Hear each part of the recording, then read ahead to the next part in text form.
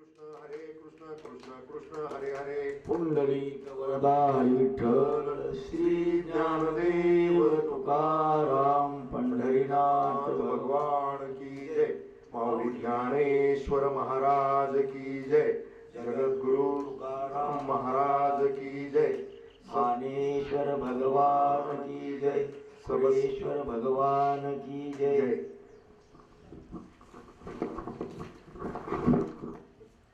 आता तरी पुढे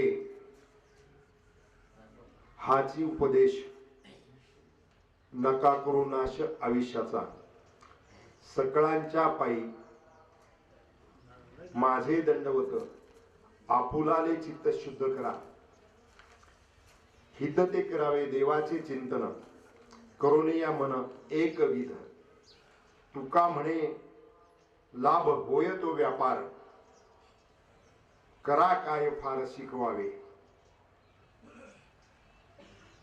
वक्रतुंड महाकाय सूर्यकोटी समप्रभ, निर्विघ्नं कुरु मे देव सर्व कार्येषु सर्वदा, गुरुर् ब्रह्मा गुरुर्विष्णू गुरुर्देव महेश्वरा, गुरु साक्षात परब्रह्म तस्मै श्री गुरुवे नमः. खरतराची ही प्रवचन रूपी सेवा कशाच्या निमित्तानं हे आपल्या सगळ्यांना ज्ञात आहे, परंतु आजच्या सेवेचा प्रवचनकार म्हणून परिहार देणं नितांत गरजेचं आहे. आणि म्हणून आजची प्रवचन रूपी सेवा ही स्वर्गीय तुकाराम बलभीमराव शितोळे तथा बापू यांचं 10 दिवसापूर्वी निधन झालं. वयाच्या 63व्या वर्षी त्यांनी अखेरचा श्वास घेतला आणि आज त्यांचा दशक्रिया विधी, त्या निमित्तानं ही प्रवचन रूपी सेवा या ठिकाणी आपण करत आहोत. या सेवेसाठी जो अभंग घेतलेला आहे तो अभंग जगतवंदनीय श्रीमंत संत जगद्गुरु संत तुकाराम महाराजांचा हा अभंग या ठिकाणी आजच्या सेवेसाठी घेतलेला आहे. आता तरी पुढे हाची उपदेश नका करू नाश आयुष्याचा, सकळांच्या पायी माझे दंडवत, आपुलाले चित्त शुद्ध करा, हित ते करावे देवाचे चिंतन, करुणी या मन एकविध, तुका म्हणे लाभ होय तो व्यापार, करा काय फार शिकवावे. खर तर जगद्गुरु तुकाराम महाराजांनी हा अभंग घेत असताना आपल्याला अत्यंत निर्वाणीचा इशारा दिला असं म्हटलं तरी वावगं ठरणार नाही. या अभंगातून महाराज लोकांना सांगतात की आतापर्यंत जे झालं ते जाऊ द्या, पण आता तरी पुढं जीवन सार्थकी करा, अशा प्रकारचं या अभंगाच्या निमित्तानं सांगत असताना व्यर्थ गोष्टीत वेळ घालवू नका, आयुष्याचा नाश करू नका, देवाचे नामस्मरण आणि चिंतन करणे हाच खरा फायदा आहे, हाच खरा व्यापार आहे. म्हणून आपले मन शुद्ध ठेवून देवाच्या भक्तीत लीन व्हा, असा मोलाचा उपदेश या ठिकाणी जगद्गुरु तुकाराम महाराज आपल्या सगळ्यांसाठी निश्चितपणाने करतायत. या ठिकाणी अभंगाचा भावार्थ मी आपल्या सगळ्यांच्या समोर ठेवण्याचा प्रयत्न केलेला आहे. आता सेवेसाठी घेतलेल्या अभंगाचं निरूपण या ठिकाणी मी माझ्या परीने करण्याचा प्रयत्न करणार आहे.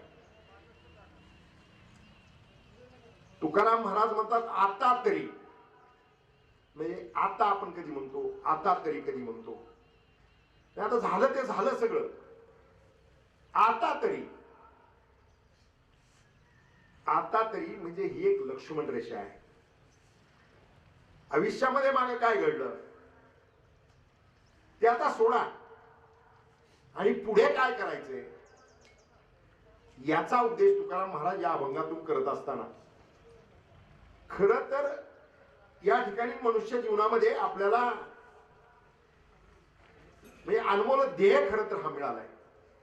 84 लक्ष योनी, या योनीतून येत असताना म्हणजे 84 लक्ष योनीमध्ये पशु आहेत, पक्षी आहेत, प्राणी आहेत, वृक्ष आहेत आणि मनुष्य आहे. या सगळ्या योनीमध्ये सर्वश्रेष्ठ जर योनी कोणती असेल तर मनुष्य योनी सर्वश्रेष्ठ योनी आहे. कारण आपल्याला ईश्वरानं जे ज्ञान दिलेलं आहे त्या ज्ञानाच्या आधारावरती किंवा आपल्याला दिलेले सगळे इंद्रिय जे आहेत, आपल्याला तोंड दिले, बोलायला वाचा दिली, ऐकायला कान दिले, या सगळ्या गोष्टींचा वापर आपण जर केला आणि तो योग्य पद्धतीनं जर केला तर निश्चितपणानं त्या ठिकाणी या देहाची सार्थकता आपल्याला करता येते. मनुष्य देह हा काही सहज मिळालेला नाही. शांतीब्रह्म एकनाथ महाराज 9व्या अध्यायात 74व्या ओळीत म्हणतात, जै पाप पुण्य समान समी तै मनुष्य देह आक्रमी. म्हणजे पाप पुण्य समान झालं की मनुष्य देह मिळतो. मग हा मनुष्य देह जो मिळालेला आहे तो अनमोल देह आपल्याला मिळालाय. मग या देहाच्या माध्यमातून आपण काय केलं पाहिजे याचा विचार या अभंगाच्या निमित्तानं महाराज मांडत असताना खरं तर आपण जीवनामध्ये आल्यानंतर काय केलं याचं चिंतन करण्याची आवश्यकता आहे. जरी तुकाराम महाराज म्हणत असतील आता तरी, पण आता तरी वरती आपण कधी विचार करायला लागू तर मागचं जीवन आपण पाहण्याची आवश्यकता आहे. खरं तर जीवनामध्ये अनेक संतांनी आपल्याला भजन करा सांगितलं. मग आता भजन करा सांगितल्यानंतर संतांनी असं काही सांगितलेलं नाही तुम्हाला की सगळा प्रपंच सोडा, काम धंदा सोडा आणि भजन करा. संतांनी भजन करण्याचे अनेक मार्ग सांगितले. संत सावता महाराज, कांदा मुळा भाजी अवघी विठाई माझी, म्हणजे शेती करत असताना देखील सावता महाराजांनी कांदा मुळा भाजी याच्यामध्ये पंढरीश पांडुरंग पाहिला. आपण म्हणतो आता वेळच कुठे, कधी करायचं भजन. मग आता समजा कधी करायचं भजन, तुम्ही जर मोटरसायकलवर निघाला तर हात आणि पाय तिथं काम करताय, तोंड काय काम करत, त्यांना करा ना भजन. आणि भजन म्हणजे देवाचं भजन करा हे सांगितलं. पण देवाचं भजन करत असताना, भजन हे सांगत असताना माऊलीनं सांगितलेलं आहे, साच आणि मवाळ मिथुले आणि रसाळ शब्द जैसे कल्लोळामृताचे. म्हणजे चांगलं बोलणं हे सुद्धा भजन आहे, हा सुद्धा परमार्थ आहे. परंतु आपल्याकडून होतंय का? असं काय बोलावं कळतंय का? माणसं बोलताना समोरच्याच मन, खर तर शब्दानं त्या ठिकाणी जी जखम होते ते दिसत नाही, पण त्याच्या वेदना ज्या आहेत त्या फार खोलवर असतात. आणि म्हणून शब्द जपून वापरले पाहिजे. आता कसं आहे, व्यवहारात बोलताना माणसं एवढं काही चुकीचं बोलत असतात. एकदा एक असाच याच्यात त्याला पैशाची आवश्यकता होती आणि सावकाराकडे गेला. सावकाराला म्हणलं मला 2000 रुपयाची गरज आहे. सावकारानं सांगितलं 12 वाजता ये. त्यानं 12 वाजता त्याच्या मुलाला पाठवलं. मुलगा गेला तर सावकार माडीवर वर जाऊन बसलेला होता. तर ते मुलगा जिन्यातून गेलं. पण सावकाराला म्हटलं की वडिलांनी मला पाठवलंय, माझ्या वडिलांनी तुम्हाला पैसे मागितले होते त्याच्यासाठी वडिलांनी मला पाठवलंय. आणि त्या मुलानं तेवढं म्हटलं आणि त्या सावकाराकडे पाहिलं हसला. सावकार म्हटलं हसला का? तो म्हणला तुमच्या घराचा जिना छोटा आहे आणि तुमचं पोट एवढं मोठं आहे, तुम्ही उद्या मेलात तर तुम्हाला कसं न्यायचं इथून? सावकार चिडतो, त्याला बदलतो धरून एका खोलीत बंद करून टाकतो. मुलगा येत नाही म्हणून हा म्हातारा परत दुसऱ्या मुलाला पाठवतो. दुसरा मुलगा जातो, तो म्हणतो माझा भाऊ आला होता ना. हो आला होता म्हणे. काय शिकवलं का नाही, काय संस्कार आहेत का नाही त्याच्यावरती. म्हणे काय झालं. म्हणे तो खुशाल माझ्याकडे पाहून हसला. मला तुमचं एवढं मोठं पोट तुम्ही मेल्यावर जिन्यातून बाहेर कसं काय काढायचं. म्हणजे तो कळत नाही त्याला, लहान आहे तो. कशाला त्याने एवढा विचार करायचा. समजा तुम्ही मेलेच म्हणे, तू तुमचे हातपाय करू, वेगवेगळे भाग करू आणि एक एक जिन्यातून खाली नेऊ. सावकार परत चिडतो, 2 फटके ठेवून देतो, त्याला इथे खोलीत कोणतो. तर दुसराही मुलगा येत नाही. मग हा विचार करतो की 2 मुलं गेले येत नाहीत म्हणून 3ऱ्या मुलाला पाठवतो. 3रा मुलगा जातो आणि तो म्हणतो माझे 2 भाऊ आले होते. हो म्हणे आले होते. अरे काय तुमच्या घरात तुम्हाला कोणी शिकवतं का नाही, संस्कार देतं का नाही, काय चाललंय. तर काय झालं. त्याने धाकटा म्हटला की मेल्यावर तुम्हाला कसं न्यायचं. दुसरा आला, तो म्हणतो की काय हातपाय तुडून येत आहे. ते दोघांनाही समजत नाही. म्हणे लहान आहेत. काय म्हणे सावकार तुम्ही त्यांचं एवढं मनावर घेता. उद्या तुम्ही मेलेच तर माडीच पिटवून देऊ. काय बोलतोय आपण. याचा विचार त्या ठिकाणी निश्चितपणाने करण्याची आवश्यकता आहे. खर तर महिलांच्या बाबतीमध्ये बरेच महाराज लोक बोलत असतात, परंतु माता भगिनींच्या ठिकाणी एक वेगळी ताकद आहे, शक्ती आहे. त्यांनी ठरवलं तर कसल्याही संकटातून आमच्या माता भगिनी मार्ग काढतात. याची अनेक उदाहरणं आहेत. परंतु या ठिकाणी संसार करत असताना, संसारातून पुढे जात असताना आमच्या माता भगिनींनी एक गोष्ट डोक्यातून काढली पाहिजे. मी सासू आहे, मीही कधीतरी सून होते आणि त्या कालखंडामध्ये मी काही त्रास सहन केला म्हणून सुनेला दिला पाहिजे असं नाही. आणि बोलत असताना निश्चितपणानं काही गोष्टीचं चिंतन आवश्यक आहे. आता सासू सुनांच्या बाबतीत दृष्टांत सांगायचं झाला तर कसं होतंय, आजकाल बोलत असताना आपण काय बोलतो, त्याचे परिणाम काय असतात याचं चिंतन करण्याची आवश्यकता निश्चितपणे आहे. मुलगा लग्नाला आला, लग्न झालं की त्याच्यानंतर बदलत्या काळामध्ये पुढे जाऊन मी सांगेन जुना काळ काय होता. परंतु बदलत्या काळामध्ये मुलं जर बायकोच्या ऐकण्यात जास्त गेला तर ज्याला जन्म दिल्यापासून, ज्याला मोठा केला, ज्याच्यावर संस्कार केले, ज्याला खूप वाढवलं, त्याच्या कल्याणाचाच विचार कायम केला, त्या मुलाचं लग्न झाल्यानंतर तो जर थोडासा बायकोच्या अधीन, बायकोच्या विचारात गेला तर गडबड काय होते, बोलण्यातलं चूक काय होते, चुकतंय काय, गडबड किती पर्यंत जाते याचं चिंतन करण्याची आवश्यकता निश्चितपणे आहे. मुलगा बायकोच्या ऐकण्यात गेला की आई लगेच सुरू करते. सकाळी एकदा उठली, चहा पाणी झालं, शेजारी जाणार, आमचा पप्प्या नुसता बैल झालाय, बायकोच्या पुढे अजिबात जात नाही. एवढी घाणाणी होतात. पुढे सांगता सांगता याचा विसरच पडतो आपण आपल्या मुलाविषयी काय बोलतोय. पुढे जाऊन सांगितलं जातं की माझ्या ताईचं बिचारीचं फार चांगलं झालं, पण तिचा नवरा एवढा चांगला मिळाला की तो शब्दाच्या पुढे नाही, सगळ्या किल्ल्याच त्याच्या हातात दिल्या. मग आता जर तुझा लेक बैल आहे तर जावे कोण झाला. मग आपण बोलताना निश्चितपणानं चिंतन करण्याची आवश्यकता आहे. काय बोलतो हे सगळ्यात महत्वाचं आहे. एकदा असंच एका डॉक्टरकडे एक पेशंट होता. पेशंट वरती उपचार करत असताना उपचार झाले, पेशंट बरा झाला, पेशंटला बरं वाटायला लागलं. डॉक्टरांनी त्या ठिकाणी आज सोडायचंय पेशंटला, आणि म्हणून पेशंटला सोडायसाठी डॉक्टर ज्यावेळेस गेले, त्या पेशंटशी चर्चा करत असताना तुम्ही आलात त्यावेळेस अशी परिस्थिती होती, तुम्ही जरा खाताना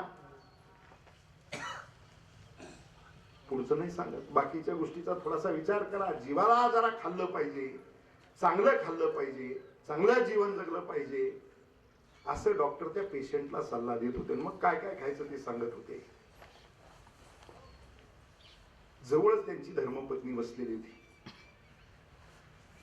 धर्मपत्नी म्हटली, डॉक्टर यांना चांगलं खा, हे रोज सांगते, मी नेहमी सांगते, पण माझं ऐकतच नाही. आणि मग असं होतं, असं आजारी पडत येतं, मग डॉक्टरच्या माड्यावर पैसे घालावं लागत येतात डॉक्टर समोर.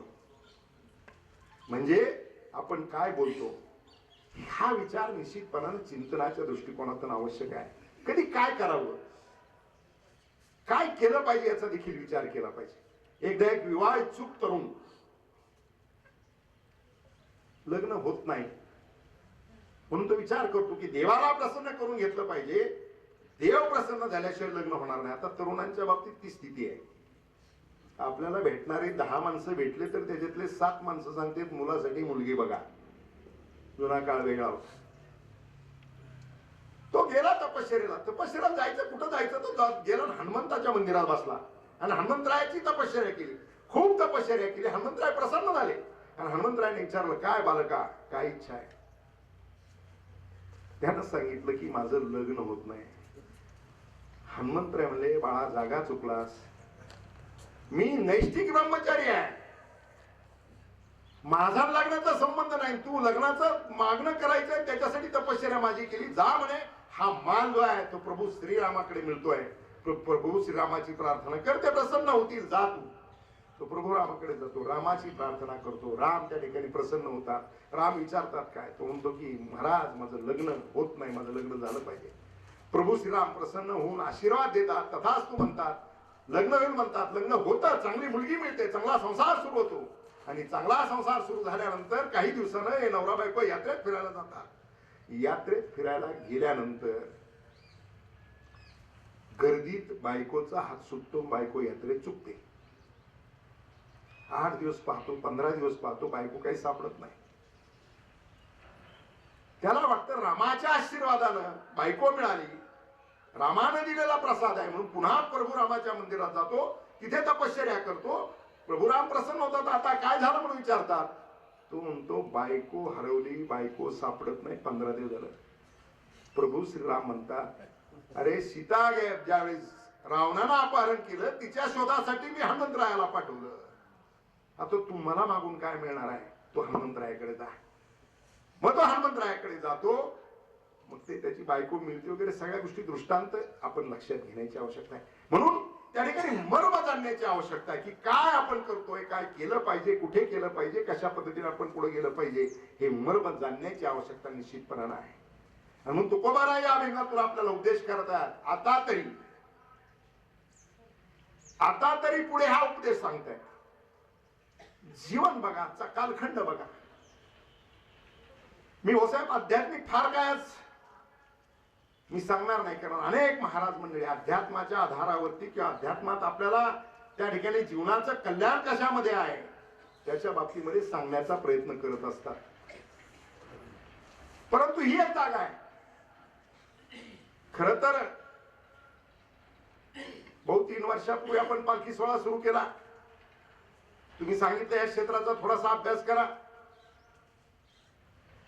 शाळेत शिकत असताना जेवढा अभ्यास केला त्याच्यापेक्षा जरा जास्त अभ्यास इथं झाला.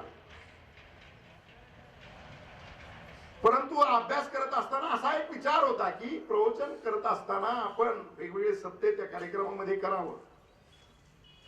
परंतु एका गोष्टीचं चिंतन 10 दिवसापूर्वी आमचे जावई मनोहरनं सांगितलं. इथे अंत्यविधी यायला वेळ होता म्हणून मी मनोहरकडे गेलो. मनोहरनं सांगितलं की तुम्ही 10व्याचं प्रवचन तुम्हीच करायचं इथलं. आज जे अंत्यविधी आहे नात्यानं तुकाराम हे माझ्या बलभीम काका हे माझ्या वडिलांचे मावस भाऊ आणि त्या नात्यानं आम्ही मावस भाऊ. आणि मनोहरनं सांगितलं आणि मी त्याच्यावर 10 दिवस चिंतन केलं. प्रवचन करण्यासाठी खरं तर ज्यांनी कुणी ही कल्पना आणली असेल की प्रवचन कीर्तन हे दशक्रियाविधी आणि वर्षश्राद्धासाठी ज्यांनी कल्पना आणली असेल त्यांना अंतःकरणापासून धन्यवाद दिले पाहिजे. त्याचं कारणच अशा प्रकारचं आहे की इथे आला माणूस की त्याला आठवण याच्या गोष्टीची होते की एक दिवस मला पण इथे यायचंय. खरं तर जीवनामध्ये जगत असताना या गोष्टीची आठवण ठेवण्याची आवश्यकता आहे. कारण हा अनुभवला देह मिळाला मनुष्याचा, पण आयुष्य किती तुम्हाला. आपण बोलण्यामध्ये मी काही उदाहरण सांगितले, विनोदासाठी सांगितलेलं नाहीये. आपल्याला मिळालेलं आयुष्य किती आहे. आता तुकारामला 63 वर्षाचं आयुष्य मिळालं. 63 वर्षाच्या आयुष्यातलं बालपणामध्ये अज्ञानामध्ये 12 वर्ष जातात. 12 गेले, राहिले 51. झोपेत अर्ध जात. किती राहिले? 51 म्हणून 25.5 धरू. तारुण्य आहे, तारुण्यामध्ये मस्तीत काही दिवस जात आहेत आणि त्या ठिकाणी आजारपणात काही दिवस जात आहेत. याचा जर विचार केला तर मनुष्य आयुष्य किती वर्ष जगतो? 63 वर्षाचा हिशोब केला, 25 वर्षातलं जर अर्ध आजारपणात गेलं आणि तारुण्यामध्ये जर अर्ध आयुष्य गेलं, अर्ध जर 12-12.5 वर्ष गेले तर 63 वर्षाच्या आयुष्यामध्ये तुकारामला त्या ठिकाणी जीवन जगायला 12 वर्ष मिळालेले आहेत. घनश्यामला तुमच्या समोर प्रवचन करतोय, 11-12 वर्षापेक्षा तसं जीवन मिळालेलं नाहीये. आणि म्हणून मग मिळालेलं आयुष्य जे आहे त्या आयुष्याचा विचार निश्चितपणे आपण केला पाहिजे. आज आयुष्य मिळत असताना आपल्याला आहे 63 वर्ष. आता आपल्याला कलियुगात म्हणजे सगळ्या युगाचं जर सांगितलं तर सत्ययुगात 1,00,000 वर्ष, 1 शून्य कमी झाला त्रेतायुगामध्ये 10,000 आलं, त्याच्यातला 1 शून्य कमी झाला द्वापार युगामध्ये 1000 आलं, आणि आता कलियुग 1 शून्य कमी झाला 100 आलं. परमेश्वराला आपण सगळे एकच प्रार्थना करू की आता हा शून्य नको कमी करू. पण जगायला मिळालेल्या आयुष्याचा जर विचार केला तर आपल्याला किती आयुष्य जगायला मिळतंय याचं चिंतन करण्याची आवश्यकता आहे. आणि म्हणून जसं त्या ठिकाणी नाथ महाराजांनी सांगितलेलं आहे की मनुष्य देह कसा मिळतोय ते मी तुम्हाला सांगून गेलो, परंतु पुढे जाऊ हा देह आपल्याला कशासाठी मिळाला याचं चिंतन करण्याची आवश्यकता आहे. जुन्या कालखंडातली बरीचशी माणसं या ठिकाणी आहेत, चाललेत. आता संख्या जुन्या काळातल्या माणसांची कमी होत चालली. 90ची माणसं, 92ची माणसं मागच्या 10 दिवसापूर्वी आमच्या आत्यांचा दशक्रियाविधी झाला. 92 वर्षाच्या होऊन त्या वारल्या. माझ्या आजी 105 वर्षानं वारल्या. पण आता 105 वर्ष, 92, 95 आहेत, अजून 95, 100ची माणसं काही आहेत. तरी का जगली 100 वर्ष? त्यांना का 100 वर्षाचं आयुष्य मिळालं? कसं जीवन ते जगले? जुना कालखंड बघितला तर घर कच्चे होते पण माणसाचे मन सच्चे होते. घर छोटी होती पण माणसांची मन मोठी होती. 5-5, 6-6 लेकर होत होते. छोट्या घरात माणसं राहत होती, कच्च्या घरामध्ये माणसं राहत होती, परंतु त्यांचं जीवन आनंदी होतं. साधनं नव्हते, पण साधनं नव्हते हा शाप नव्हता, ते वरदान होतं. जुन्या कालखंडामध्ये माणसं ज्यावेळेस शेती करायला जात होते, आमची ही जुनी माणसं जर पाहिले तर नांगरटी करत असताना आपण किती किलोमीटर चाललो होतो? सगळ्या प्रकारचा शरीराचा व्यायाम होत होता. आमच्या माय मावल्या जुन्या कालखंडामध्ये जात्यावरचं दळण दळत होत्या. दळण दळायचं, ते पीठ काढायचं, गरम पिठाच्या भाकरी करायच्या. काही नव्हतं फार खायला, पण जे होतं ते शक्तीचं होतं, ताकदीचं होतं. 100 मिळाली लोकांना. परवा दिवशी मी आमच्या एका हायस्कूल मधले शिक्षक आहेत विजय बोरुडे, त्यांचे वडील, विजयच्या मुलाचं लग्न झालं म्हणून त्या 16व्याच्या पूजेच्या निमित्ताने गेलो. वडील खाटावर बसलेले होते. तब्येत काय म्हणते विचारल्यानंतर भाऊसाहेब त्यांनी सांगितलं की काही नाही, नाजार कसली गोळी नाही, काय नाही, औषध नाही, फक्त गुडघे गेले. धडधाकट शरीर, वजन प्रचंड, त्याच्यामुळे गुडघे गेले. म्हणलं दात काय म्हणतायत? ते म्हणले अजून ऊस खातो. हे मिळालं आरोग्य त्यांना. का मिळालं? तर त्यांच्या शरीराला त्या प्रकारची मेहनत होती, कष्ट त्या पद्धतीचं होतं. अरे जुना कालखंड असा होता की याच ओढ्यामध्ये कित्येक जण एका बाजूने जनावर पाणी पित होते, दुसऱ्या बाजूला आम्ही वाळू बाजूला सारून जनावर जसं पाणी पित होते तसं आपण पाणी पित होतो. आज आपल्याला पाणी तरी कुणी तांब्यात आणि फुलपात्रात पाणी पूर्वी मधला काळ देत होते. आता पाण्याची बाटलीचे कुठल्या कार्यक्रमात गेला? हे आपल्याला प्रगती वाटते, ही प्रगती नाहीये. हे आपण प्रगती समजत असू तर दिसायला प्रगती आहे, पण प्लास्टिकच्या बाटलीतलं पाणी पिणं हे सुद्धा आरोग्यासाठी घातक आहे. जुन्या कालखंडामध्ये शरीराला मिळालेले व्यायाम जे आहेत त्या व्यायामामुळं त्या ठिकाणी माणसं आनंदी होते, सुखी होते. साधनं नव्हते, चालत होते. पहाटे उठून जाणं, त्या ठिकाणी सांभाळायला जाणं, त्या ठिकाणी नांगरटी करणं, पाळ्या पेरण्या, मोठा हाकणं, आज त्या ठिकाणी साधना आले, आमच्या नांगरटचे ट्रॅक्टर आहे, वीज पंप आले, डिझेल इंजिन आले होते, मोठा गेल्या. आता लहान मुलांना तर मोठ्यांची चित्र काढून दाखवावं लागतील पुढच्या पिढीतल्या. नांगराचं चित्र काढून दाखवावं लागेल, कारण ट्रॅक्टरचा नांगर त्याला कळतोय. पण नांगर बैल, त्याला 6-6 बैल झोपत होते, ते ओढत होते. पहाटे ते नांगरट करत असताना किंवा मोठा हाकताना सुद्धा माणसांना पूर्वीच्या काळामध्ये, आता हे बऱ्याच तरुण पोरांना म्हणतील ना काय सांगायला लागले, याची गरज आहे ऐकण्याची. मोठा ओढत असताना बैल ओढत होते, त्याच्याबरोबर नाड्याला हात लावून आमचा शेतकरी त्या बैलांना मदत झाली पाहिजे याच्यासाठी तो ओढत होता. परत मग 8 बैल मागे ओढायचा प्रयत्न करत होता. त्याच्यामध्ये प्रचंड शक्ती लागत होती आणि म्हणून त्यांचं आरोग्य ठणठणीत होतं, खणखणीत होतं. 100 वर्षाचं आयुष्य त्यांना मिळालं. काळ बदललाय. साधनं नव्हते परंतु आनंद होता, साधनं नव्हते परंतु आरोग्य होतं. आणि त्या कालखंडामध्ये ती माणसं आमच्या पिढ्यांना संस्कार देत होते. मोठं कुटुंब होतं, घर लहान असले तरी आनंदाने राहत होते. त्या कालखंडामध्ये माणसं, कुटुंब, घर लहान, आनंद त्या ठिकाणी घेत असताना लेकरं सगळी एकत्र झोपत होते. शरीर धर्म नव्हता अशातला भाग नाही. 8-8, 9-9 लेकरं होत होते. परंतु त्या ठिकाणी हे सगळं होऊन सुद्धा त्यांना संस्कार देण्यामध्ये ते आई वडील कमी पडत नव्हते. आज मात्र चित्र काय ते पाहण्याची आवश्यकता आहे. पूर्वी आमचा आजोबा, आमची आजी जेवायला ज्यावेळेस आम्ही सगळे एकत्र गोल रिंगण करून पूर्वीच्या कालखंडामध्ये बसत होते. त्या भानगावमध्ये मी लहानपणी ज्यावेळेस यायचो, भव्य वाडा होता, त्या वाड्यात आम्ही यायचो. पूर्वी वडाळीला गिरण पण नसायची, दळायला यायचं ते भानगावला यावं लागायचं.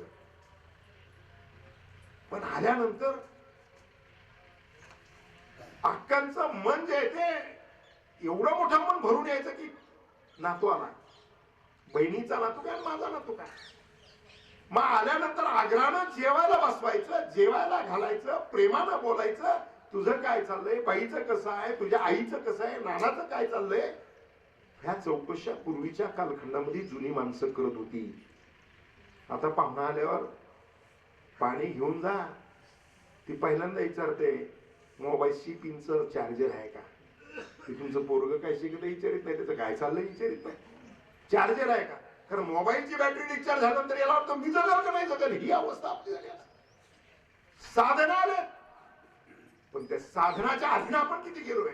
जुना कालखंड जे आहे, माणसं ज्यावेळेस घरात एकत्र बसायचे त्यावेळेस आजी आजोबा सांगायचे ताटाच्या पाण्याला, ताट वाढलं त्या पाण्याला, ताटाला पाण्याचा वेळा दे. सहजपणानं विचारायची मुलं काही,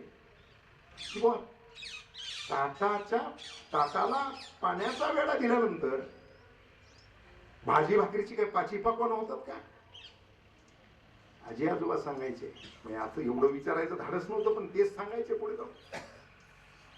ताटाला पाण्याचा वेळा घातल्यानंतर ज्या जेवणाचा प्रसाद तयार होतो, हे संस्कार जेवणाच्या ताटावरती आम्हाला मिळत होते. हात जोडून त्या ठिकाणी जेवणाच्या अगोदर काहीतरी म्हणायला लावायचे आपल्याला.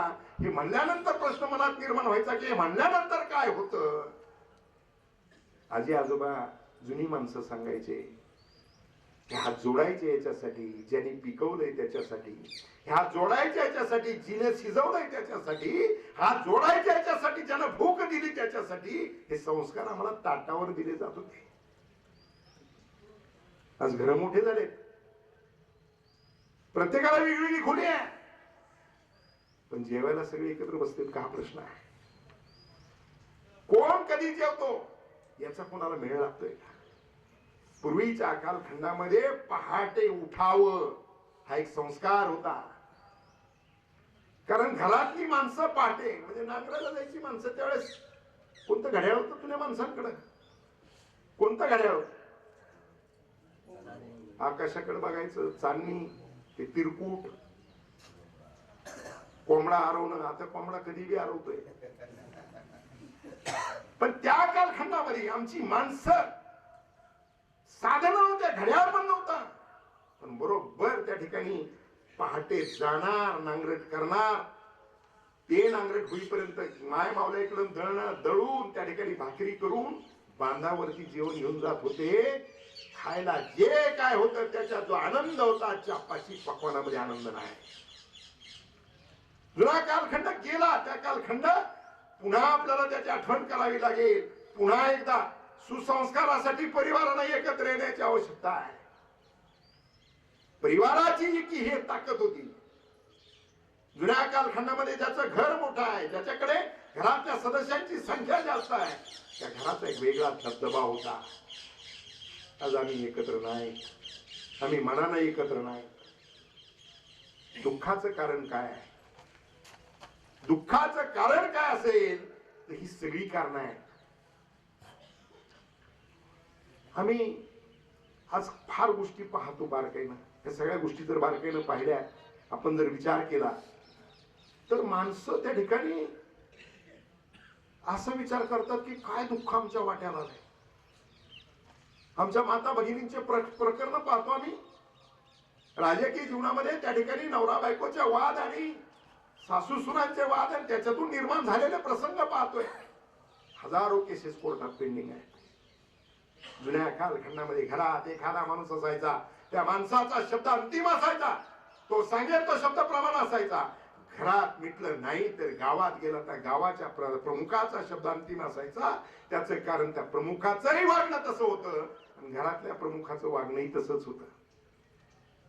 एकत्र रूपानं एकत्र कुटुंब व्यवस्था असेल ती कशी जपायची याची सुद्धा जाण त्या ठिकाणी पूर्वीच्या कालखंडामध्ये.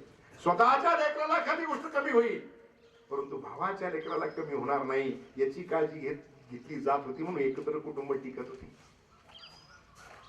हरिभक्तीपरायण श्रीनिवास महाराज घुगेंनी एकदा एका कीर्तनात फार चांगलं उदाहरण सांगितलं, मला भावलं ते. दोन भाऊ, एक जीव, कुटुंब एक जीवानं एकत्र अनेक वर्षे पुढे चाललेलं. अजिबात विसंवाद नाही, सगळा सुसंवाद घरामध्ये. पण एक दिवशी मोठा भाऊ शेतातून येत होता आणि ऊस घेऊन आला हातात. दोन मुलं, एक भावाचा मुलगा आणि त्याचा मुलगा, दोघं पळत आले. सांगितलं आता दोघांना ऊस द्यायचा, एकच ऊस हातात आहे. भावाचा मुलगा इकडच्या बाजूने होता, स्वतःचा मुलगा उजव्या बाजूने होता. ऊस जो आहे तो वाड्याची बाजू उजव्या बाजूला होती आणि वर्ण भाऊ धाकटा पाहत होता. त्यानं ऊस मोडला आणि फक्त असं केलं. वाड्याची बाजू भावाच्या मुलाकडे गेली आणि खालचा भाग स्वतःच्या मुलाकडे गेला. वर्ण भावानं बघितलं आणि त्यांनी संध्याकाळी जेवण झाल्यावर सांगितलं, दादा आता खूप वर्ष आपण एकत्र राहिलो, आता वेगळं निघालं पाहिजे. मोठा भाऊ म्हणायचा, काय झालं सांग. सोनाचं काही नाही झालं. तो म्हणायचा, नाही मला सांगितलं पाहिजे नेमकं काय झालं. वेगळं निघायचं हरकत नाही, काय नाही मला फक्त असं झालं. आज आपण जे चाललेलं आहे सगळं त्याचा विचार आणि त्याचं चिंतन सगळ्यांनी करण्याची आवश्यकता आहे. वर्तमान काळामध्ये आपण आहोत. वर्तमान काळामधला जर विचार केला, पूर्वीचा काळ साधनं नव्हती, समाधान आणि आनंद होता. आजच्या कालखंडामध्ये वर्तमान काळामध्ये साधनं आलेले आहेत पण तणाव आहे, चिंता आहे आणि त्याच तणाव आणि चिंतेतून जन्म वाद विवादाचा त्या ठिकाणी जन्म होतोय आणि अशांतता सगळी आहे. साधना आली पण आनंद लोप पावलेला आहे. मोबाईल आलाय, ठरवलं तर त्या मोबाईल मधून खूप काही चांगलं घेऊ शकतो आपण. मी सांगितलं, मी अभ्यास करायला लागल्यानंतर एखादा संदर्भ सापडला नाही, गाथा उचकत बसण्यापेक्षा मोबाईलला तेवढं टाकलं की लगेच येते ते. पण त्या मोबाईल मध्ये नेमकं आपण काय पाहतोय हा सुद्धा विषय आहे. जुन्या कालखंडामध्ये जर आई वडील त्या ठिकाणी, वडील जर कामावरून आला, शेतात आला तर मुलं पळत जायची, आनंदाने पळत जायची. पळत गेल्यानंतर थकून आलेला जरी बाप असला तर त्या मुलाला उचलून घ्यायचा, त्याला आनंदाने त्या ठिकाणी काळजाला लावायचा प्रयत्न करायचा, मिठी घ्यायचा, त्याची पप्पी घ्यायचा. मुलं आनंदी व्हायची, बाप आनंदी व्हायचा, आई आनंदी व्हायची, एक वेगळा आनंद होता. आता तुम्ही घरी जा, पोरग पळत आलं त्याला उचलून घेतलं की ते पहिलं तुमच्या खिशातला मोबाईल काढते, खाली सोडायची वाट बघते, पळून जाते. जिव्हाळा, प्रेम हे कमी होत चाललेलं आहे. पूर्वीच्या कालखंडामध्ये आमची आई आम्ही जर रडायला लागलो तर आम्हाला उचलून घेत होती. आणि आईनं उचलून घेतलं, नुसतं उचलून घेतलं, हृदयाच्या जवळ घेतलं की त्या ठिकाणी मुलं शांत होती. त्याचं कारण गर्भात असतानापासून हृदयाच्या ठोक्याचं आणि त्याचं नातं जुळलेलं होतं. आणि मग हृदयाच्या जवळ गेलं की त्याला त्या ठिकाणी मी माझ्या आईच्या जवळ आलोय, कोणत्या तरी माझ्याशी संबंध असणाऱ्याच्या हृदयाच्या जवळ आलेलो आहे म्हणून आईच्या जवळ लिकरू शांत होत होतं. आज लिकरू शांत करायचं झालं, पहिल्यांदा मोबाईल दिला जातो त्याच्या हातात. आपण म्हणतोय की मुलाला दिसायचा प्रॉब्लेम झाला, फारच कमी वयात त्याला चष्मा लागला, कसं व्हायचं, किती आयुष्य पुढे जायचंय, आता डोळ्याच्या डॉक्टरला दाखवावं लागते. काय कारण आहे? आपल्या पिढीतले सगळ्यांचा आपला जन्म झाला ना, त्यावेळेस आपली आई किमान 45 दिवस अंधाऱ्या खोलीतून बाहेर नव्हती. जुन्या लोकांना विचारा. आज आता जन्मच जो आहे हॉस्पिटलमध्ये आहे. नॅचरल डिलिव्हरी नावाचा विषय संपलाय. त्याचं कारण शरीराला, हे मी सांगतोय कशासाठी, आपण नाश कशा तुकाराम महाराज काय म्हणतात, नका करू नाशा विषाचा. हे सगळं चाललंय ते काय चाललंय? आमच्या आजी चिडायच्या, जर एखादा म्हणजे समजा एखादा माणूस आला त्यांच्याकडे की त्या चौकशी करायच्या, काय बाबा कसं चाललंय तुझं, काय चाललंय, कसं काय, मुलं बाळा लेकर बाळा काय म्हणते, मागच्या वर्षी तुझ्या पुरीचं लग्न झालं, काय रे तिला मुलगा, त्यांनी सांगितलं झालंय. पुढचा प्रश्न असायचा, काय झालं, मुलगा का मुलगी? त्यानं सांगितलं की ते म्हणायचे बाळंतपण कसं झालं सांग. त्यांनी सांगितलं हॉस्पिटलमध्ये झालं की चिडायच्या, सीझर झालं म्हणजे की चिडायच्या. ते म्हणायच्या व्यायाम नाही. जुन्या कालखंडामध्ये जात्याचं दळण जे होतं किंवा जुन्या कालखंडामधला जो व्यायाम होता शरीराला, आज म्हणजे गर्भधारणा झाली की आम्ही हॉस्पिटल सुरू करतोय, आणि हॉस्पिटल सुरू झालं की डॉक्टर एवढी काळजी घेतात की डॉक्टरला थेट सीझर पर्यंतची काळजी घ्यायची असती. मी डॉक्टरांची विरोधात बोलत नाही, मी आपल्या शरीराचं काय होतं याच्यावरती बोलतोय. शरीर जे आहे ते शरीराचं नुकसान खूप मोठ्या प्रमाणात होतंय, याचं चिंतन निश्चितपणाने करण्याची आवश्यकता आहे. वर्तमान काळामध्ये साधना आली, काय वर्तमान काळातली स्थिती काय? आज दुःखाच्या गोष्टी बोलल्या जातात, सुखाचं कोणी चर्चा करत नाही. मला फार दुःख आहे अशा प्रकारच्या चर्चा होतात. वादविवाद ज्यावेळेस मिटवायला आमच्या सारख्यांकडे येतात त्यावेळेस माझा छळ काय असं सुनबाई सांगते, सुनेचं काय चुकतंय सासूबाई सांगते, आणि दोघींचं काय चुकतंय तर सासरा सांगतो. हे सगळं आम्ही ऐकतो. काय शिकलं आपण अध्यात्मातून, काय घेतलं आपण अध्यात्मातून? प्रवचन होत आहे, कीर्तन होत आहे, सगळ्या गोष्टी होत आहेत, आपण घेतलंय काय? हा चिंतनाचा मुद्दा आहे. कोण होती सीता? भगवंताची पत्नी सीता, रामाची पत्नी सीता, जनक राजाची कन्या सीता, चक्रवर्ती राजा दशरथाची सून सीता. सीताबाईचं जीवन आपण कधी अनुभवलं, पाहिलं, विचार केला?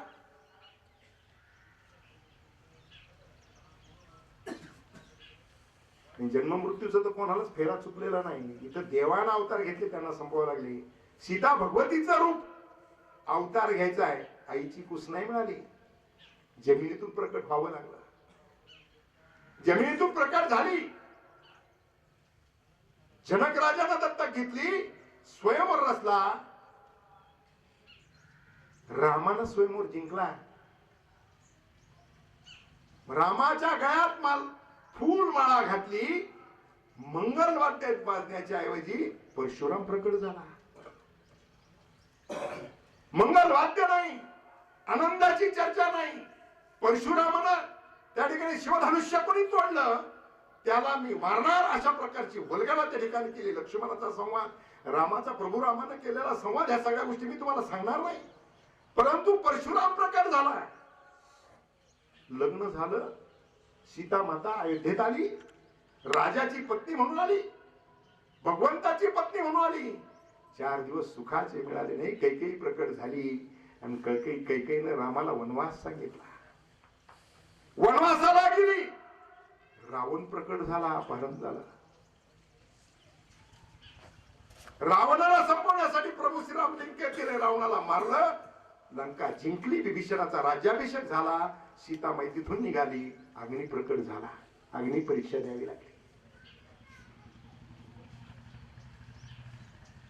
अयोध्येत आली, रामाचा राज्याभिषेक झाला, आनंदाचे दिवस जातील असं वाटलं. धोबी प्रकट झाला, धोबेनं संशय व्यक्त केला. अरे मुलांना जन्म द्यायचा, एका साधूच्या आश्रमाचा आश्रय घ्यावा लागला.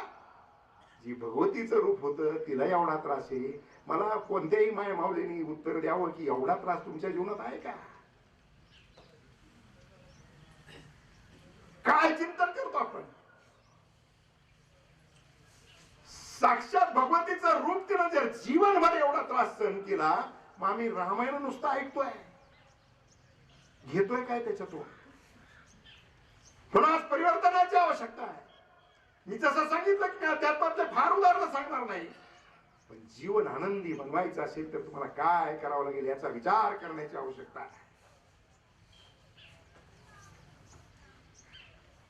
सीतामातेने एवढे दुःख भोगले. घरामध्ये त्या ठिकाणी जर स्वर्ग निर्माण करायचा असेल, सुंदर जीवन जर जगायचं असेल, तर रामायण पाहिलं पाहिजे. आणि दुनियेत कसं जगायचंय, रामाचा अभ्यास केला तर घरातला स्वर्ग बनवता येतो. आणि भगवान श्रीकृष्णाचा अभ्यास केला तर दुनियेत कसं जगायचं ते जगता येतं. अध्यात्मातून एवढंच घ्या. सत्य वाढले, सगळं वाढलेलं आहे, परंतु समाजामधलं परिवर्तन जे आहे ते परिवर्तन होत नाही. कारण त्याचं कारण असंच आहे, आम्ही ऐकतो त्यावेळेस एकाग्र असतो. खरं तर ती आनंदाची बाब आहे, पण अनुकरण त्याचा काहीतरी करण्याचा प्रयत्न केला पाहिजे. आज जीवनामध्ये काही काही माणसं सांगतात, भावाचं मी तोंड बघत नाही, बहिणीशी मी बोलत नाही. हा काय मर्दुमकी का? ठीक आहे, चूक कोणाची असेल.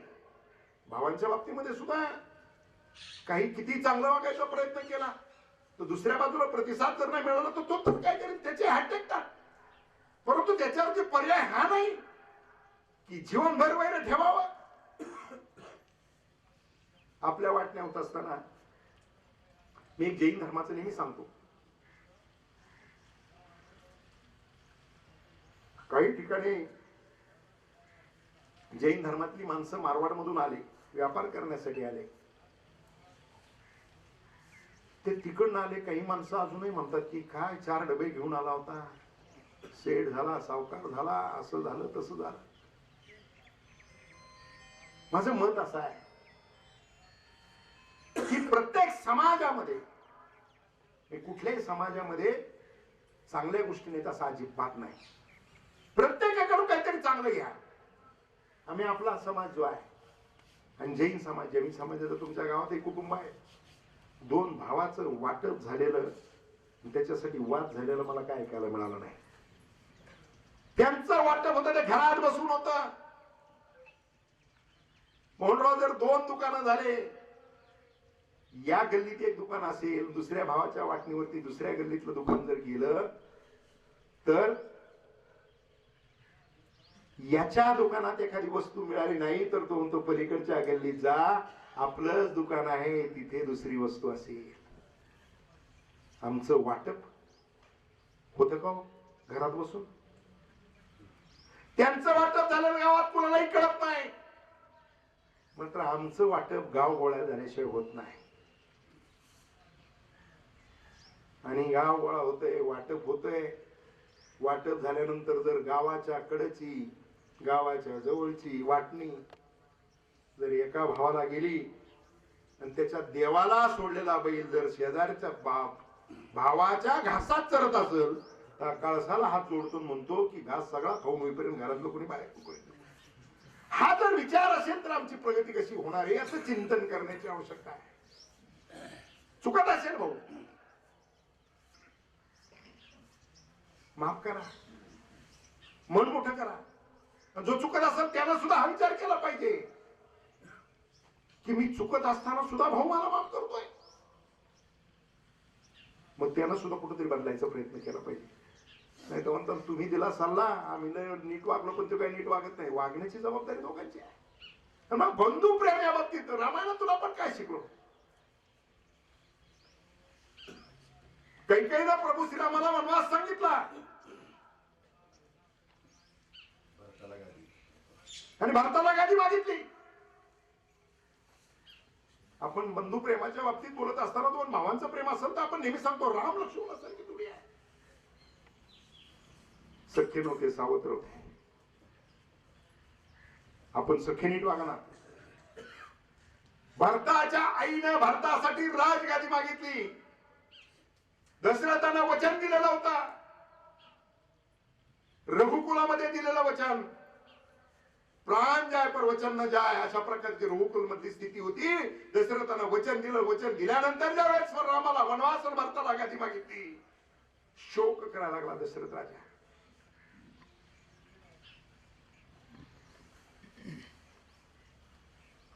पुढे काय घडलं? रामवनासाला निघाले, जाणार आहेत. लक्ष्मण आईकडे गेला, सुमित्रेकडे. लक्ष्मणानं सांगितलं आई मला वचन पाहिजे. सुमित्रा म्हणायला लागली एका वचनानं एवढा मोठा गोंधळ झाला, तू कशाचं वचन मला मागतोस? नाही म्हणे मला आई वचन द्यावं लागेल.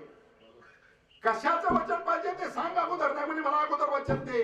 मी जे म्हणतोय त्याला तू हो म्हणशील याचं वचन दे. आई म्हणते वचनानं काय झालंय रघुकुलात? राजा काय वचन पाहिजे सांग. नाही मला अगोदर आई वचन दे. आई म्हणते ठीक आहे.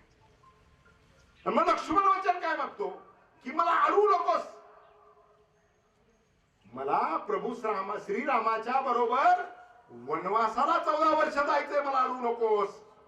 आणि मग सुमित्रा म्हणते ते फार महत्वाचं आहे. अरे तू वचन नाही मागितलं, या विश्वामध्ये रघुकुलाचं कौतुक काय होईल ते मागणं तू मागितलेलं आहेस. तू वचन नाही मागितलं, तुला मी अडवणार नाही. सावत्र मुलाबरोबर आपल्या मुलाला 14 वर्षे वनवासात पाठवायला सुमित्रा तयार होते, हे आयांनी रामायणातलं शिकलं पाहिजे. आणि सावत्र भावाच्या बरोबर लक्ष्मण भावाची आणि भाऊजाईची सेवा करण्यासाठी 14 वर्षाच्या वनवासाला जातो, हे भावांनी शिकण्याची आवश्यकता आहे. भरत त्या ठिकाणी आईनं गादी मागितली, पण भरतानं सांगितलं की तू आई नसून तू माझी दुश्मन आहेस, मी तुला आई कधी म्हणणार नाही. का तर माझ्या भावाला वनवास देऊन माझ्यासाठी तू राजगादी मागितली, सिंहासनावर बसला नाही, रामाच्या पादुका सिंहासनावर देऊन राज्य कारभार केला. आज आपलं काय चालू आहे? काय घेणार होता त्यातून आपण, काय शिकणार होता त्यातून आपण? अध्यात्माचं एवढं मार्गदर्शन सगळे संत महंत करताय, मग तुकाराम महाराज हा उपदेश करत असताना आता तरी का म्हणताय? आता तरी पर्यंत आले ना तुकाराम महाराज उपदेश करताना. म्हणजे काय झालं ते झालंय सगळं, आता तरी सुधरा. देव संकेत देतो ना आपल्याला, का नाही देत? हो साहेब, 4-5 वर्षापूर्वी देवाने संकेत दिला ना आपल्याला,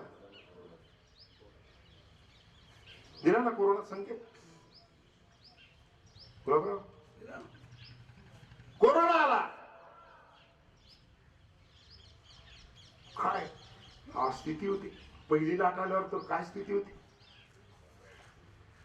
ज्याला कोरोनाची लागण झाली त्याला पहिला घराच्या बाहेर काढला, त्याच्या जवळच गेलो नाही. कोरोनाची माणसं गेली ना, 80% माणसं फक्त घरातली माणसं जवळ येत नाहीत म्हणून गेली, भिली म्हणून गेली. ज्या अर्थी माझ्यापासून सगळे तुम्ही बाजूला झालात, याचा अर्थ आता माझं काही खरं नाही. देवानी संकेत दिलता, सुधारायची संधी दिली. हाय कोण लक्षात आपल्या कोरोना आलता, आपण कसं वागत होतो, किती तुटक होतो. तुका म्हणे एकांताचा वास. किती एकांतात होतो, किती शांत होतं सगळं. लॉकडाऊन झालं होतं, झाले ना त्या काळात पण लग्न का नाही झाले? 5-25 लोक. अरुणराव 5-25 लोकात लग्न झालं, खराबर चौकशी त्यांना मुलं बाळ झालेत का नाही? झालेत ना. आपण लग्न करायचं म्हणलं, ह्यानी लय मोठं केलं ना, त्याच्यापेक्षा मोठं 2 एकर गेली तरी चालत. अरे कशासाठी? हा कौटुंबिक सोहळा आहे, तो मर्यादित झाला पाहिजे. कोरोनाने आम्हाला शिकवलं, पण आम्ही नाही शिकलो. काय झालं कोरोनात? माणसं गेली. कशामुळे गेली माणसं? घाबरून गेली. अध्यात्म आम्हाला शिकवतंय सकारात्मकता. अध्यात्म आम्हाला शिकवतंय की योग्य विचार करा, सकारात्मक विचार करा, नकारात्मक विचार करू नका. अध्यात्म सांगते तरले त्या अध्यात्माच्या आधारावरतीच तरले. कोरोनात मी काम करत असताना संपत भाऊसाहेब सगळ्यात जास्त कशावर काम केलं असं ना, मी इंजेक्शन उपलब्ध करून दिलं वगैरे, ते झालं, ते केलं सगळं. पण ते इंजेक्शन औषध त्याच्यावर तर जागतिक आरोग्य संघटनेनं माणसं मेल्यावर सांगितलं की औषधच नव्हतं त्याच्यावर. काय कमाल आहे. रेमडिसिव्हिर इंजेक्शन त्याच्यासाठी. काही काही लोकांनी तर, मला भाऊसाहेब दुःख वाटतं, इंजेक्शन मी जेवढे उपलब्ध केले होते, मी माझी शिकी सांगण्यासाठी नाही करत, या गादीवरती बसलो नाही इथे, ते काहीतरी पुण्याची पावती. इथं येऊन बसायला सुद्धा ते काय आता म्हणतात माणसं, म्हणतील काही चर्चा करतील, त्याला खरं नाही काय करायचं ते, पण इथे पण येऊन बसायला त्याला अधिकार आणि भाग्य लागतं. सांगून टाकतो दृष्टांत. बादशाने एकदा फरमान काढलं की मला रामाचं दर्शन घ्यायचं, रामाला मला पाहायचंय, राम माझ्याकडे आले पाहिजे. मग सल्ला देतात दरबारातले एक जण की तुळशीदासांना ना, आणि तुळशीदासांनी त्या ठिकाणी प्रार्थना केली की प्रभू राम प्रकट होतील. आणलं जातं तुळशीदासाला. तुळशीदासाला ज्यावेळेस तो बादशाह सांगतो की मला रामाला इथे बोला, मला रामाला पाहायचंय, मला रामाला भेटायचंय. तुळशीदासाचा मला प्रश्न निर्माण होतो, अरे याला अधिकार आहे का?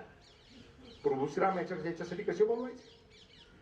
याची पात्रता आहे का? याला अधिकार आहे का?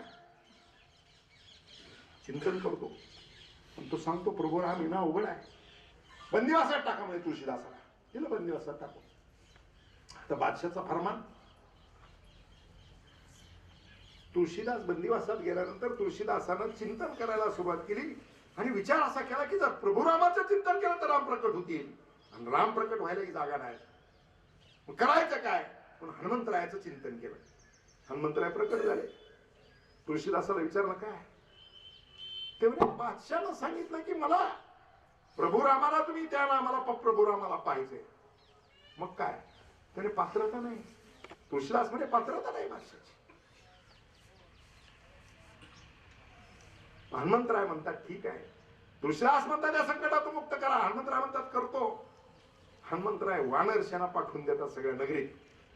आता वानर आल्यावर काय करतात माहिती का? बरं, त्यात हनुमंतरायने आदेश दिला की ही नगरी जरा आता बादशाह ठिकाणावर आला पाहिजे, याचं काम करा. कपडे फाड, कुठं गोंधळ घाल, कुठं धान्य पिकून दे, कुणाचं काय कर, कुणाचं काय कर, कुणाचं काय. ती वानर थेट राज दरबारापर्यंत पोहोचले. राज्य वस्त्र फाडायला लागले, त्या राजमहालात गोंधळ घालायला लागले. राणी पळत गेली. बादशाह हे काय म्हणे, फार वानराने धुमाकूळ घातलाय, काहीतरी करा. मग तो बिरबलाला बोलवतो. बिरबल येतो. बिरबल म्हणतो तुळशीदासाला आपण बंदिवासात टाकले, बंदिवासात टाकले तुळशीदासाला. तुळशीदासाला बोलवा, त्याच्यातून मार्ग निघेल. मग तुळशीदासाला बोलवलं तर हा काय प्रकार आहे म्हणजे, तुम्ही सांगितलं प्रभू श्रीराम त्यांना मला पाहायचं, तुम्ही सांगितलंय. आता प्रभू श्रीरामाच्या पुढे त्यांचं सैन्य आलंय. आता हनुमंतराय येतील, जामवंत येतील, नीळ येईल, नळ येईल. बादशाह हात जोडतो, हेच आले त्याच्यात एवढे हात झाले. नको. बादशाचा अधिकार नव्हता म्हणून प्रभू श्रीराम नाही. अधिकार असल्याशिवाय कुठलीच गोष्ट करता येत नाही. इथं अधिकार स्पर्श झाला. इथे अधिकार, इथल्या गादीवर यायला सुद्धा अधिकार लागतो. आणि म्हणून या ठिकाणी जीवनामध्ये तुकाराम महाराजांनी सांगितलेला आता तरी हाच उपदेश, नका करू नाश आयुष्याचा. हा अभंग आपण या ठिकाणी सेवेसाठी घेतलेला आहे. हा अभंग घेत असताना मी एकच सांगेन की या ठिकाणी आपण काय जीवन कशा पद्धतीनं जगावं याचा विचार करण्याची आवश्यकता आहे. अध्यात्मामध्ये आज सगळ्यात महत्वाचं, अध्यात्माच्या माध्यमातून आपल्याला अनेक गोष्टीचं शिकवण दिलेली जाते, पण जीवनामध्ये आपण त्याचं अनुकरण किती करतो हा सगळ्यात महत्वाचा भाग आहे. आणि म्हणून जीवन जर सुखी करायचं असेल, घराचा जर स्वर्ग तयार करायचा असेल, तर घरातल्या माणसांनी एकमेकाशी अत्यंत चांगल्या प्रकारचा सुसंवाद करण्याची आवश्यकता आहे, चांगलं बोलण्याची आवश्यकता आहे. सासूनं सुनेला आपली मुलगी समजण्याची आवश्यकता आहे, सुनेनं सासूला आपली आई समजण्याची आवश्यकता आहे. खर तर दृष्टांत अनेक सांगण्यासारखे आहेत, परंतु काळ स्पर्श झालेला आहे. आणि या ठिकाणी मी तुम्हाला एवढंच सांगतो की जीवनाचा स्वर्ग करायचा असेल, घराचा स्वर्ग करायचा असेल, घरात आनंद निर्माण करायचा असेल, तर घरातला सुसंवाद करण्याची आवश्यकता आहे. आणि घरातला सुसंवाद जर आपण त्या ठिकाणी चांगल्या पद्धतीने करू शकलो, माझं एकच आज चिंतन या ठिकाणी मी आपल्याला एवढंच सांगेल, काही मतभेद असतील, कुटुंबातले मतभेद संपवण्याचा प्रयत्न करा. आनंदी जीवन जर जगायचं असेल, आयुष्य किती आहे हे आयुष्य आनंदात जगायचं असेल, तर घरामध्ये स्वर्ग निर्माण करण्याचा प्रयत्न केलाच पाहिजे. आणि तो स्वर्ग निर्माण करण्यासाठी बाहेरून कुणी आणायची आवश्यकता नाही, किंवा बाहेरून कुणी येणार नाही. कारण सुख आणि आनंद हा मॉल मध्ये विकत मिळत नाही. सुख निर्माण करायचं असेल तर ते तुम्हाला निर्माण करावं लागते, आणि ते सुख निर्माण फक्त तुम्हीच करू शकता. नाहीतर आपण एका गोष्टीचा विचार केला पाहिजे, घडी घडी काळ वाटे याची पाय अजून किती आहे अवकाश. हे ज्यावेळेस आपल्या लक्षात येतं, त्यावेळेस माणूस त्या ठिकाणी चांगलं वागण्याचा विचार करण्याचा प्रयत्न करतो. आणि म्हणून चांगलं वागण्याचा विचार करणं, कुटुंबामध्ये स्वर्ग निर्माण करण्याचा प्रयत्न करणं, आपल्या मुला मुलींवरती संस्कार करणं. मुला मुलींना शिकवायचं असेल तर काय शिकवायचं, तर मुला मुलींना तुम्ही छत्रपती शिवरायांचं चरित्र सांगितलं. मुला मुलींच्या त्या ठिकाणी संस्कार करायचे असेल तर त्यांना भगतसिंग सांगितलं पाहिजे, त्यांना जीवा महाला सांगितलं पाहिजे. अरे छत्रपती शिवाजी महाराज सांगताना शिवाजी महाराजांनी त्या ठिकाणी आता आम्ही महापुरुष सुद्धा वाटून घेतले, सगळ्यांनी सगळ्या जातीत वाटून टाकले. अरे छत्रपती शिवाजी महाराज मोगलांच्या विरोधात लढत असताना त्यांच्या सेनेचा प्रमुख म्हणजे तुमचं जे काय भांडार शस्त्रागाराचं, त्याचा भांडाराचा प्रमुख दौलत खान होता. शिवाजी महाराज सगळ्या जाती जमातीला बरोबर घेऊन जात होते. हे आम्ही शिकवलं पाहिजे आमच्या मुलांना. आज द्वेष पेरला जातोय, तो द्वेष संपवण्याच्या दृष्टिकोनातून प्रयत्न केला पाहिजे. आणि आपण त्या ठिकाणी कुटुंब व्यवस्था आदर्श कशा पद्धतीने घडवता येईल याचा प्रयत्न केला पाहिजे. आणि म्हणून ज्ञानेश्वर माऊलींनी पसायदान दिलेलं आपल्याला. आणि पसायदानात काय सांगितलंय, दुरितांच्या मिरजा विश्व स्वधर्म सूर्य पाहू, जो जे वांछील तो ते लाहो प्राणी जा. म्हणजे ज्याला जे जे पाहिजे, आपल्या आवडती ओळी एवढीच, जो जे वांछील तो ते लाहो. पण त्याच्या अगोदर काय सांगितलंय, त्याच्या अगोदर दुरितांच्या तिकडे जाऊ, अज्ञानाचा अंधार दूर करा. अज्ञानाचा अंधार दूर करून पाप नाश करण्याचा प्रयत्न करा, हे माऊलींनी सांगितलेलं आहे. आणि मग प्राणीचा सांगत असताना किंवा स्वधर्म सूर्य पाव सांगत असताना काही धर्म सांगितलं नाही, मुसलमान हिंदू अमुक तमुक, माणुसकी हा धर्म सांगितलाय. आणि सगळ्या प्राणी मात्राचा उद्धार ज्ञानेश्वर माऊलींनी सांगितलेला आहे. आणि ज्ञानेश्वर माऊलींनी दिलेलं पसायदान जे ते पसायदान अंगीकारण्याची आवश्यकता आहे. आणि म्हणून या ठिकाणी या आजच्या दशक्रिया विधीच्या निमित्तानं घेतलेला जो अभंग आहे, तो अभंग त्याचं निरूपण मी माझ्या बुद्धीप्रमाणे करण्याचा प्रयत्न केलेला आहे. जे बरोबर आलेलं असेल ते माझे गुरु जगद्गुरु संत तुकाराम महाराजांचे 11 वंशज हरिभक्ती परायण माणिकप्पा मोरे यांचा आहे. चुकलं जर काही असेल, मांडण्यामध्ये काही चूक झालेली असेल तर तो माझा बुद्धीचा दोष समजावा. ज्ञानदेव तुकाराम पंढरीनाथ भगवान की जय. माऊली ज्ञानेश्वर महाराज की जय. जगद्गुरु तुकाराम महाराज की जय. बाणेश्वर भगवान की जय. विठ्ठल विठ्ठल विठ्ठल विठ्ठल विठ्ठल. पुंडलिका वरद विठ्ठल श्री ज्ञानदेव